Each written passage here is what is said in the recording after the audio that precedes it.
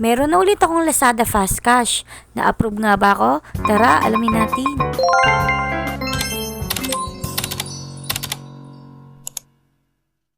Tamang scroll lang ko sa Lazada. Mga bagay na di naman kailangan pero na-add to cart ko. Nang mapansin ko itong Fast Cash Credit. Unang video ko ay nagkaroon na ako nito. Pero nagulat ako after so many months. I think 1 year na yata or higit. Nagkaroon ako ulit. So syempre hindi ko papatagalin yung opportunity na ito. Kaya inactivate ko ulit siya. Video ako kung paano ko ito inactivate. Ilalagay ko yung link sa baba. Pero ayan, ituturo ko pa rin sa inyo yan. Pagka-activate now is need nyo enter yung 6-digit code na isi-send sa ating number. Tapos, ang next naman ay need natin mag-selfie at ilagay yung mga personal information. Pero huwag kayo maglala kasi nga kung activate na yung last pay later ninyo, ay mapapadali na lang yung activation ninyo kasi nga isi-sync na lang siya. Kaya dapat kung ano yung mga nakalagay na information sa last pay later ninyo, ay dapat yun din ang ilalagay ninyo sa inyong Lazada Fast Cash.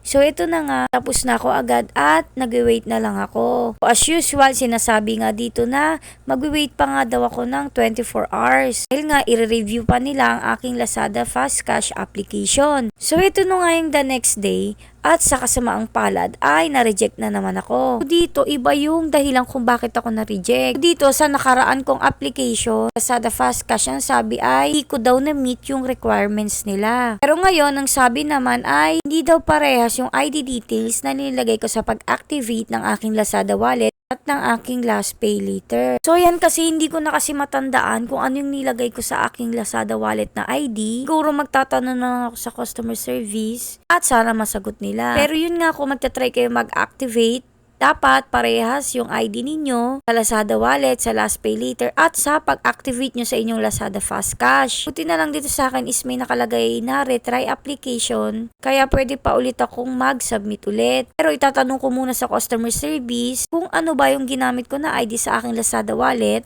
tsaka sa last pay later para makasigurado. Kaya sana may natutunan kayo sa panonood, kaya thank you for watching. Yun lang.